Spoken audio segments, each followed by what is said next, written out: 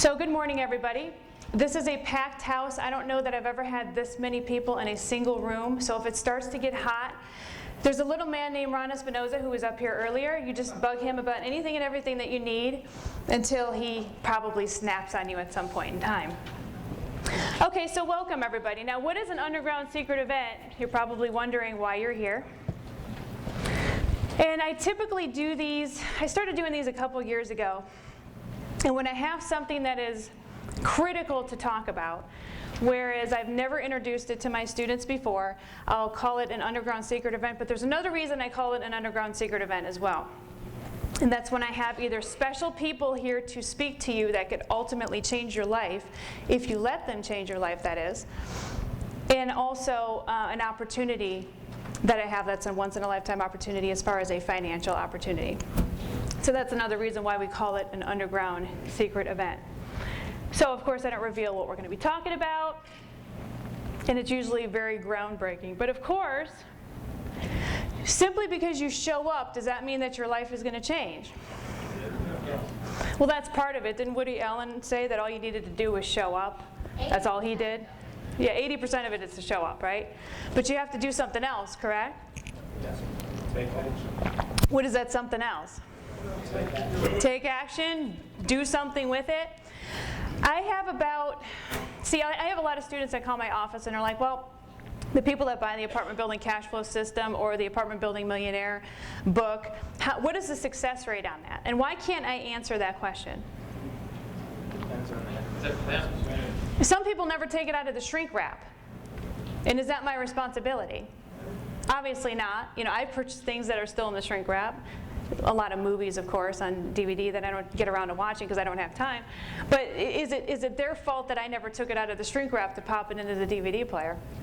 No, and so I can't obviously account for what the success rate is because I don't know how many people actually opened it up, read the stuff, and then tried to take the next step to use it. So the good part about showing up to an event like this is that some of the stuff that you're probably wondering about is going to sort of come into play. It's going to fall into place for you. Everybody got a 3x5 card, correct? Do you guys know what to do with it? Yes. Was it explained to you? Yes. I have a lot of people that won't go up to the microphone, which by the way is a requirement if you have a question that you want to ask. I'm not one of these people that has to stay, I like to stay on topic, but I like to take questions as we're going along, as long as it's topic relevant to what we're talking about.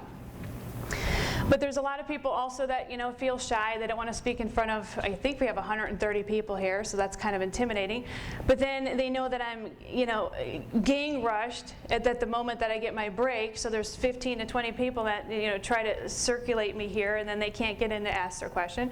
So I thought, well, it would be a good idea maybe to write down your question, and then I could thumb through them, you know, when we're getting started after the breaks to start answering some of these questions in case I don't cover something that you absolutely want me to cover. Don't you think that's a brilliant idea? It wasn't my idea. I got this from somebody else who runs seminars. He does stand-up comedy seminars. I went to one of his seminars. I don't know why, but I went there, and that was one of his things. And I thought, that's a really cool idea, so I'm going to do it too. So I take no responsibility or credit.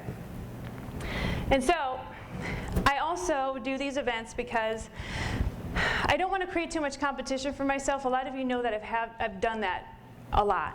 How many of you have never heard of me before today? Have no idea who the hell I am?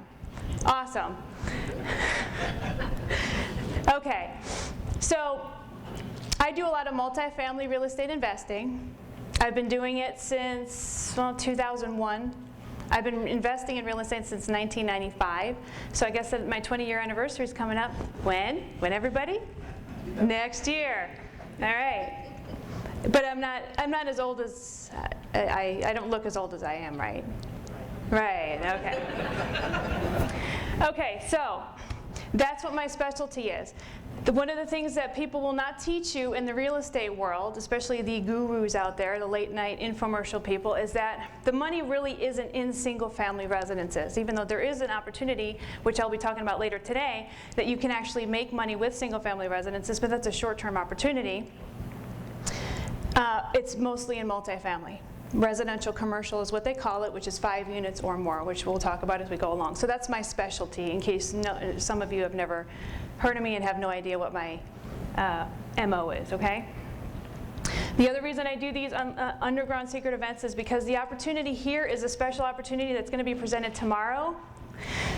You're going to be meeting some very special people this afternoon after lunch.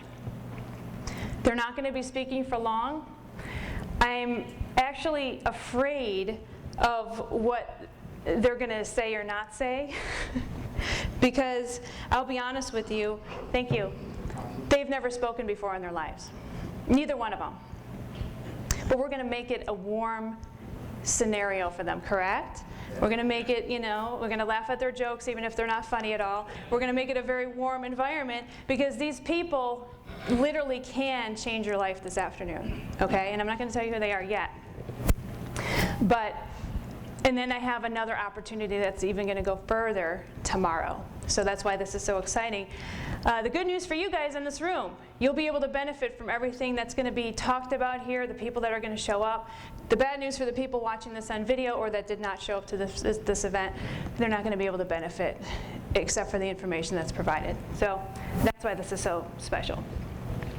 Now, to be clear, everybody has a book, right? A workbook. I think on page 1, I outlined sort of the confidentiality and the nature of the confidentiality. Obviously, I don't have any control over anybody in this room. So I don't know what you will or will not do with this information or who you're going to tell this information to. But I'm going to be showing you a lot of different deals, especially deals that I'm actually working on. In fact, my plan today, right now I have, 22 deals that I'm working on in this area. Actually, 2 of them are in, I think, Grand Rapids, but the other ones are in the greater Detroit area. And you're going to actually take a look. I've never showed these to my students ever. Because people wonder, how do you do your cash flow analysis? Everybody knows about my cash flow evaluator, correct? Yes. You can download it for free at monicamain.com/CFE. Okay? monicamain.com/CFE. That is the cornerstone of the success that you're going to obviously anticipate being a multifamily investor. If you do not use that, it's an Excel spreadsheet, so you do have to have Microsoft Excel to be able to operate it. That is the cornerstone of everything. Everything. Because there are so many people that I consult with, doctors, dentists, lawyers, very, very smart individuals who decided to throw their money into a multifamily asset, who then find me on the internet and are crying on the phone because their broker told them it was a good deal. Rule number one, every broker is full of shit, period. They will tell you anything to sell a property, just like a used car salesman will tell you anything to sell a car, anything. So you have to do your own due diligence. And the first part of it, obviously, is to run the numbers on the property to see if it cash flows. Because why are we all in this business, folks? To make money from the cash flow, correct? So one of the things I'm going to be doing a little bit later is passing these around so you guys can take a look. And the confidentiality of these are deals that I'm actually working on. So nobody's stuffing these in their briefcase, because once I pass these out, I'm going to be counting them, and nobody's leaving this room until I get the exact number that I sent out. But what I want you to look at is sort of the methodology that I actually use and how I run the numbers, how I actually come up with a preliminary, I guess you could say setup due diligence packet for myself, which will be printing out the listing on the LoopNet, which will be actually running the numbers. And you could take a look at the method behind the madness, okay? Which I think is important, don't you think? I mean, so many people want to say, well, how do you do it, Monica? What do you do? Well, how do you figure this out? What if there is a listing there and it says price not disclosed? What do I do? Well, put some number in there so you can see what the cash flow is. I'll put $1 million in there. Put something in there so you'll be able to see what I do. So that's a little bit on the, I would say, valuable side, especially since I've never showed you before. So there's a confidentiality nature, obviously. So is everybody in agreement of these terms and conditions? Yes. Okay, anybody say no? Because I have Ron Espinoza on the other side of that door. He's a tough little guy, isn't he? All right. So, If possible, if you could silence your cell phones. Last seminar, I didn't mention silencing your cell phones, and I regretted that like within 5 minutes after I started talking because people's cell phones were going off. And so if you could silence those, that would be greatly appreciated. Especially the front rows, loud talking really is distracting, especially crumbling up little, I know you guys have candy bags and stuff. And some people will literally sit there and just crumble the paper. It's like the bubble wrap thing with my daughter where she just keeps popping. And I think that's entertaining for them, but for the rest of us, it's really not. So I do that just to see if everybody's paying attention. I'll throw some stuff in there like that. And then also later on, and this is a Patricia and Tori. Where's Patricia? I think they're still out in the hallway. We're going to be passing around an email list. The email list is critical, and this is actually how and why a lot of my students have been able to become successful ultimately, because they stay connected with one another. Investing in multifamily, starting from scratch, is a very lonely business. It's actually a niche business. Not a lot of people do it out there.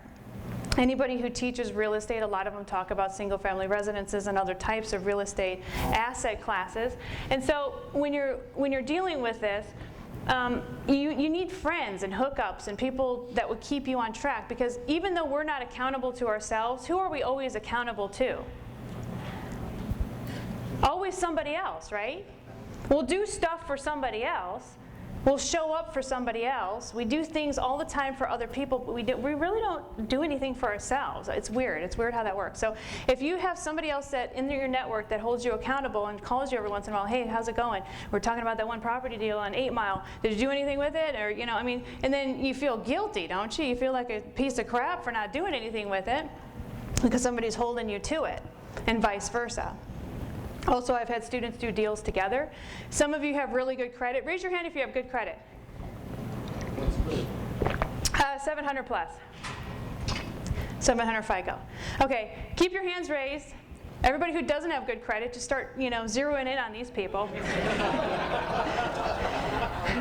Because these people could very well be your credit partners. It's happened hundreds of times with my students, where they've actually connected with people in this, and how do you meet somebody?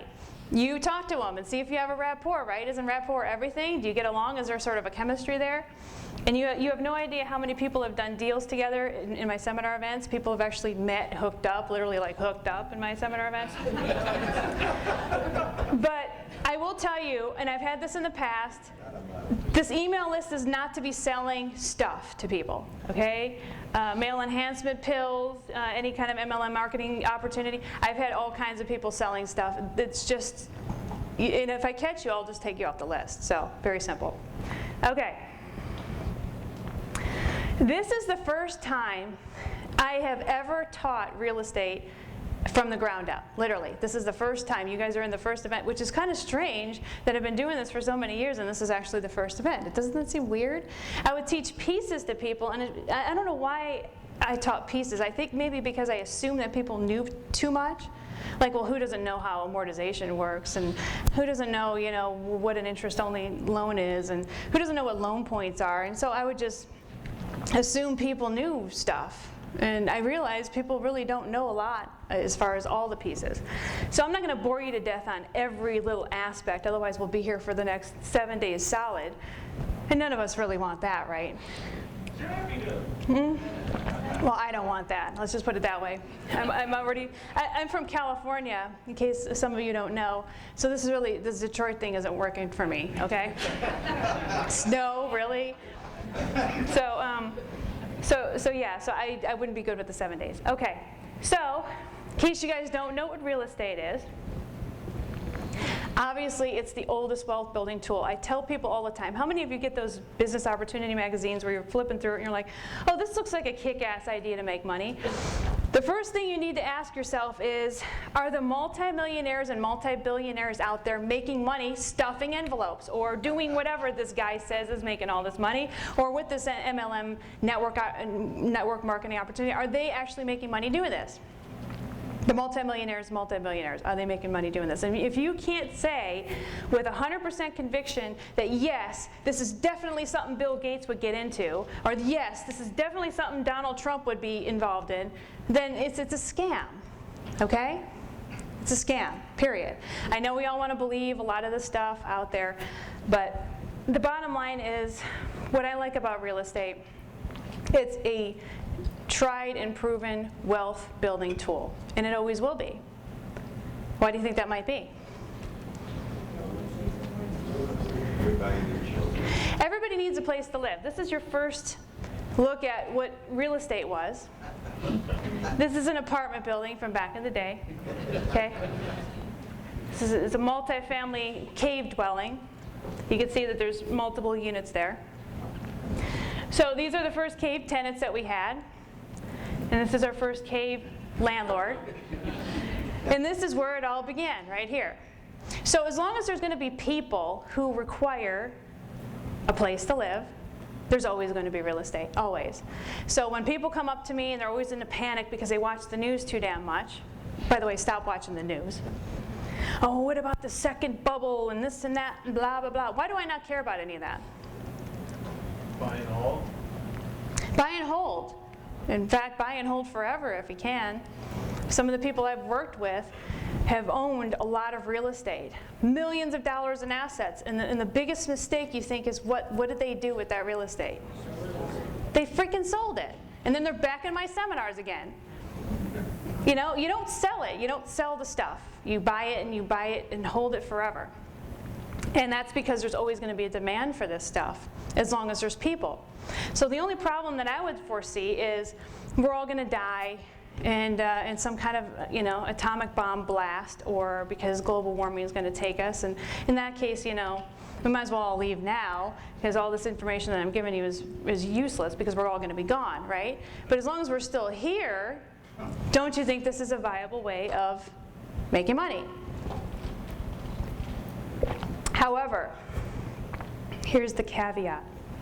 You have to actually like this stuff. Because if you're getting involved in this business because of the money and the money only, and you don't like it, you're not going to last very long. Because there's a lot of trials and tribulations. The biggest one happens to do with dealing with brokers and real estate agents. Because if you think it was fun dealing with residential real estate agents, which sometimes are bubbly and fake and phony and nice, and they drag you from house to house to house when you're looking for a house to buy, commercial real estate agents are on the opposite end of the spectrum.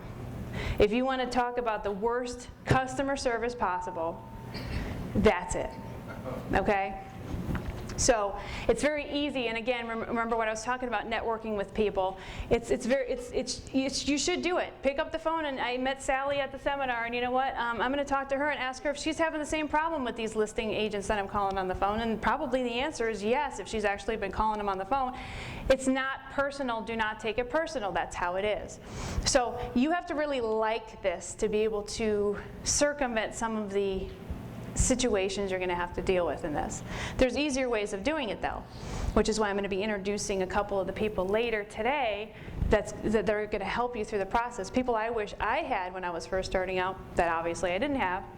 So I'm trying to make this process a little easier for you. So why is a powerful wealth building tool, and always will be as long as we're here on this planet. It's always going to be around, period. And no matter the economy, like I said, I don't care about, everybody's panicking about the Chinese right now. Why do you think they're panicking about the Chinese economy? The news tells them to panic. Well, yeah, the news tells you to panic and everybody panics. But they are overbuilt over there right now, and so they're actually shutting down a lot of their construction, and that's usually the onset of a banking collapse, or a collapse that's sort of what we saw in 2008. And so that's what's going on in China. And since China gives us a lot of money, financing and so forth, people are sort of panicking. However, I don't worry about stuff like that. I just keep my eye on the prize, my own, in my own little world, which seems to work for me. I don't watch the news. I watch SpongeBob a lot with my daughter. And I've noticed that there's been a lot of change in, I think, my mindset just by doing that, believe it or not. By avoiding the news, because the news really, I mean, how many people are panicked about Ebola right now? Scared of it. Okay, you could raise your hand. I'm not going to do anything to you if you are scared. Okay, concerned. Let's just let's change it. Concerned, maybe a little bit. Okay, thank you for raising your hand and being honest. You know, and it's just like, how would you be concerned about it if you never watched the news? Probably not, because you wouldn't know about it or care about it. Okay, so you know you got to change your focus a little bit, and when you change your focus, you understand the bottom line is this. No matter what happens to the economy is always going to shift. It's never going to be like this all the time, all the way up for the next 50 years ever. That's not how anything works. Whether it's economics, whether it's nature, is it always like this? Can you imagine it being summer all the time anywhere in the world? It just doesn't work like that. Everything ebbs and flows. There's just cycles to everything. That's the natural way of everything. So when things start to go down a little bit, that's normal. Things expand and contract, expand and contract. That's just how things work. And if it doesn't work that way, that's when I start getting concerned. That's when you have to get concerned, because that's not the natural cycle of things. And so I focus on the long term. I really like the Asian culture. Any Asian people among us? I like the Asian cultures because they plan things out even to exceed their own lifetime, which I think is amazing. Most Americans think about today and their iPhone now and this and that, and everything has to be right now, immediate, instant gratification. And the Asian population doesn't think that way, and I really appreciate that. So, like I said, no matter what happens, everybody will always need a place. And like I said, ebbs and tides, trials and tribulations always in the natural, economic, and even nature cycle of life.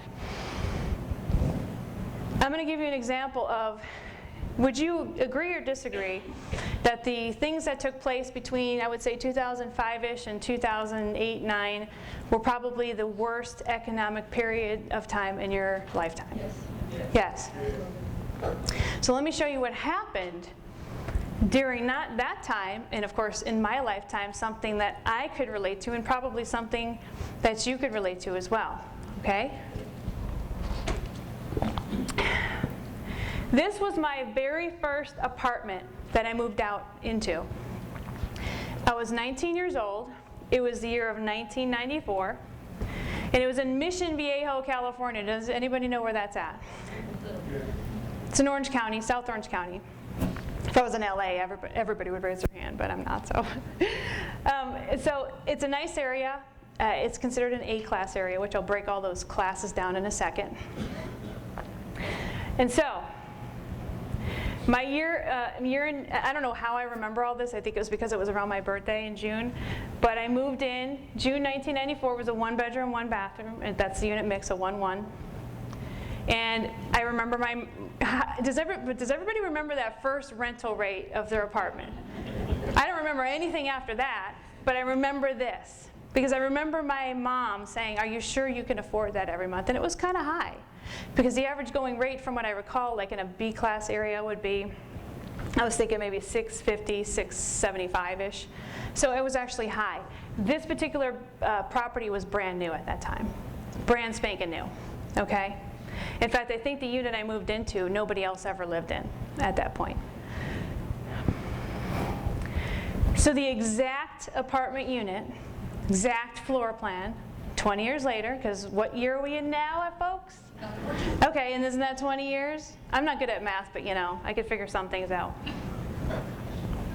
I looked it up online just for the hell of it, okay? This is what it's at. Remember, we had our worst economic times in recent history.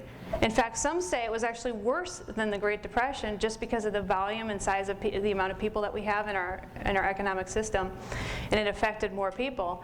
And here we have, what do we have that's significant? This is right from their website. 1994, remember 20 years ago, $770 a month. 20 years later, the same unit, same exact floor plan, starts at $1,550. Now, what does it mean when they say starts at? Is that usually the one that you get? No. That's the advertisement to suck you in. And oh, I'm so sorry. Somebody just signed a lease on that unit yesterday. I don't know what to tell you. But we have this $1,700 unit available right now. So this is more than double, correct? More than double in 20 years. And we just went through the worst economic period in history. So are you starting to realize that what the news has to say really doesn't impact how things continue on as far as the future? We have to keep our eye on the fact that this isn't going to be some deal where we're getting involved in it, we're just going to buy an apartment building and in a couple of years we're getting out of the business. This is a buy and hold asset forever. I bet you anything they have this complex paid off.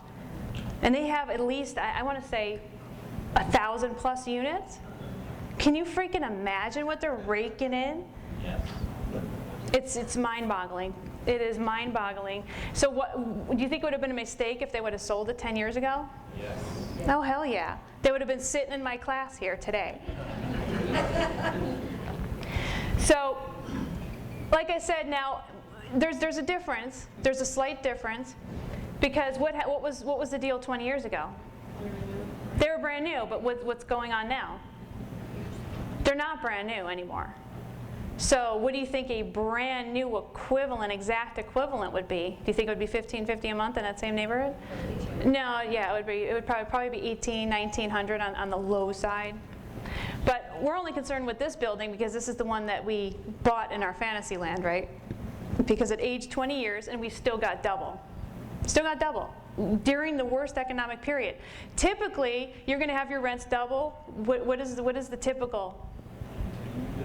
Between 15 and 18 years, depending on where you are in the country. That's typical. Taking out the depression we had out of the equation. The typical would be 15 to 18. But oh, we had to go through a depression, so well, it took 20 years. Poor us, right? You know, my point is it just keeps going up, okay?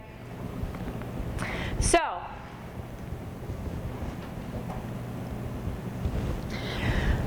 remember this, because I have arguments about this with a lot of real estate agents all the time, about the value of the property, about getting the appreciation, about it being worth more in 5 years from now. Why do I not care about any of that crap?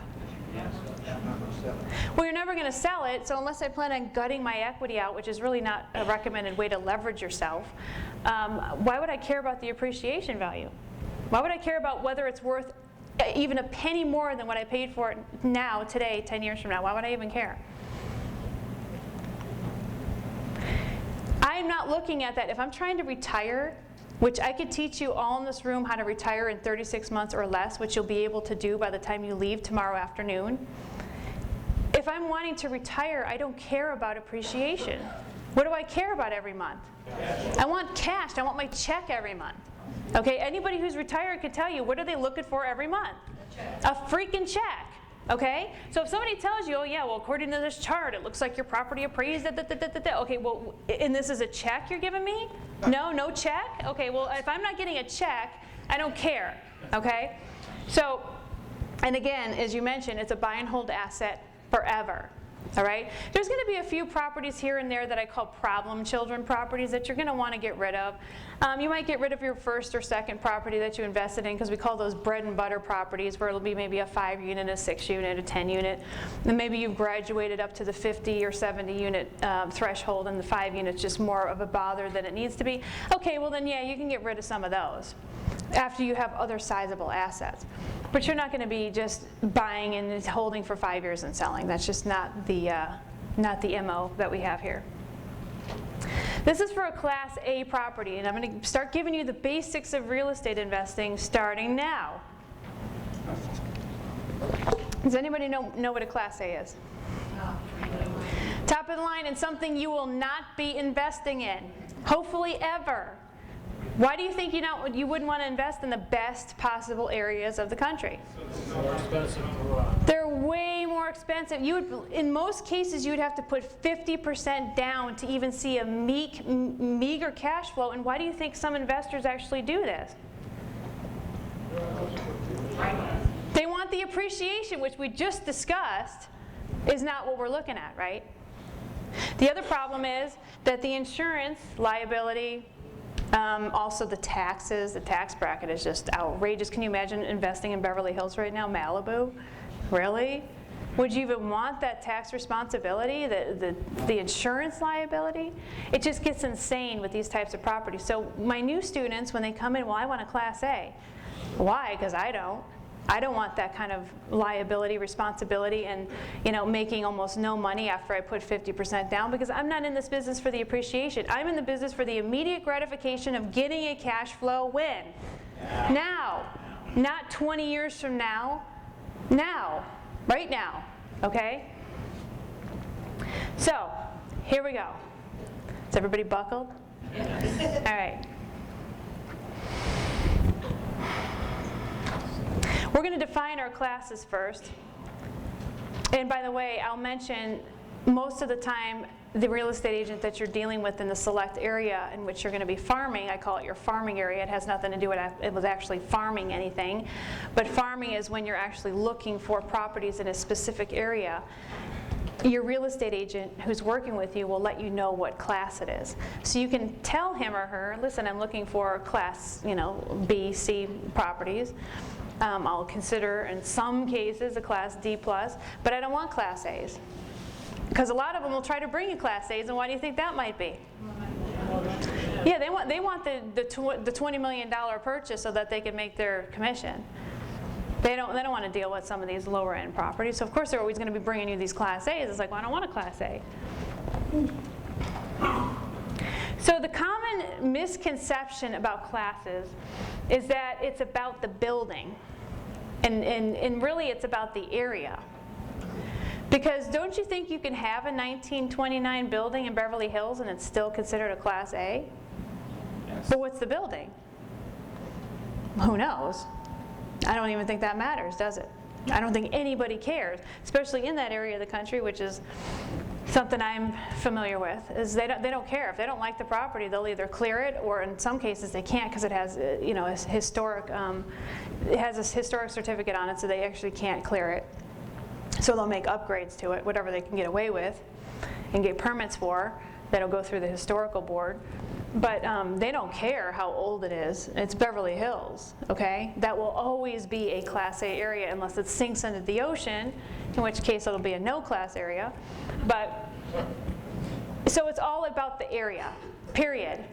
Now, don't you think you could possibly knock down a building in, say, Compton or Watts, and you think you could build a brand new one there and it'll be a Class A? No. Okay, so you have to understand that it's about only the area.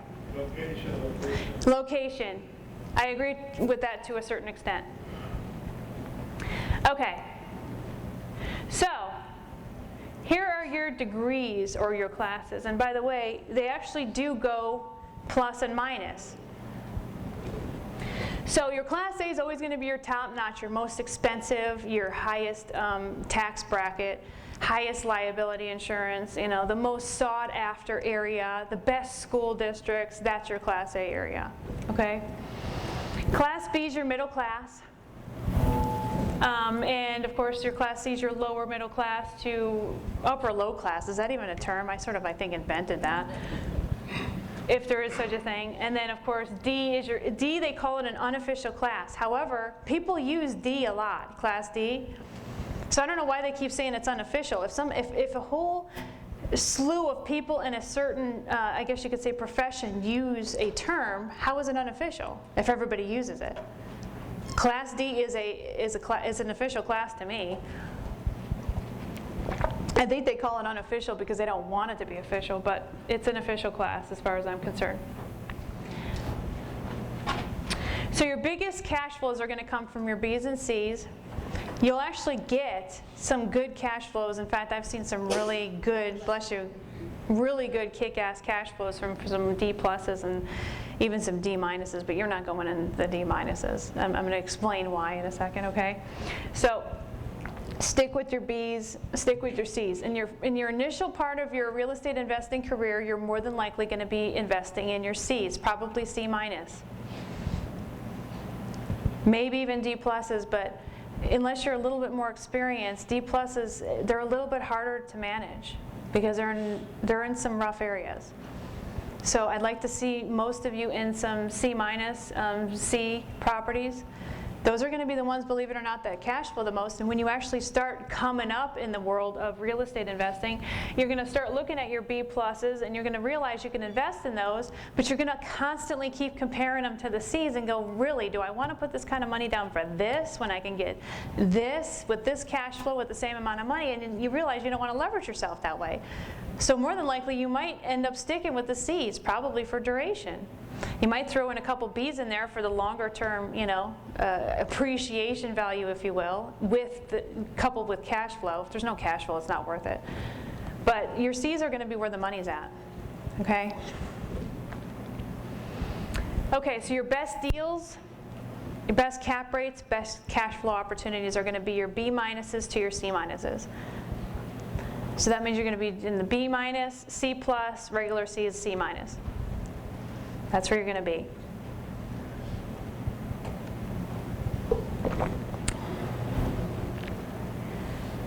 The lowest property class that you'll consider is a D plus. That's the lowest one I'll allow you to consider. Hi everybody, this is Monica Main, and I'm a self-made millionaire, and what I'm going to do is actually show you how you can become a millionaire as well. Listen, I got started with something called real estate investing, which I know you've heard of, everybody's heard of it, over 20 years ago. And I promised myself that when I became successful, I would actually share this information with people for free. And so when I got started 20 years ago, I started the same way that a lot of people start. I started off with going to seminars by real estate gurus. I saw late night infomercials on TV. And I ordered all these products and found that none of them showed me what we call the nuts and bolts and how to do everything in the business. In fact, it didn't even show me how to get started. And so what I promised myself is that once I became successful, I would actually go out and share this information with people. So that's what I'm going to do.